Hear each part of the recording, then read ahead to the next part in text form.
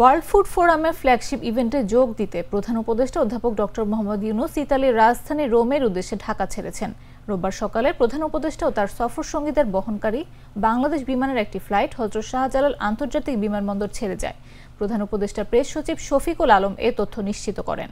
সফরসূচি অনুযায়ী অধ্যাপক ডক্টর মোহাম্মদ ইউনূস ফোরামের মূল অধিবেশনে আমন্ত্রিত অতিথি হিসেবে ভাষণ দেবেন। এছাড়া তিনি ইতালির প্রধানমন্ত্রী জর্জিয়া মেলোনি এবং বিভিন্ন আন্তর্জাতিক সংস্থার প্রধানদের সঙ্গে বৈঠক করবেন।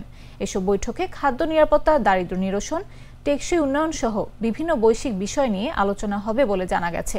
ওয়ার্ল্ড ফুড ফোরাম মূলত জাতিসংঘের খাদ্য ও কৃষি সংস্থা AFAO আয়োজিত একটি প্ল্যাটফর্ম, যেখানে বিশ্বব্যাপী নীতি নির্ধারক, গবেষক ও উদ্যোক্তারা মিলিত হয়ে খাদ্য ব্যবস্থার ভবিষ্যৎ নিয়ে মত বিনিময় করবেন। এবার ইভেন্ট রোমে AFAOর সদর দপ্তরে 10 থেকে 17 অক্টোবর পর্যন্ত অনুষ্ঠিত হবে।